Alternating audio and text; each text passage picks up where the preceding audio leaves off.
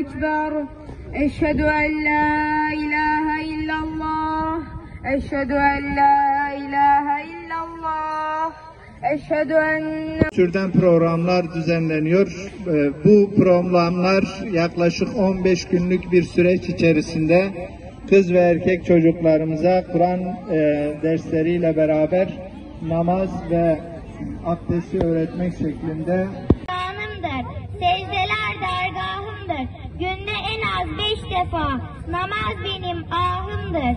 2 dünya cenneti kucaklıyor herkesi. Bu gönlümün neşesi, namaz hayatın sesi.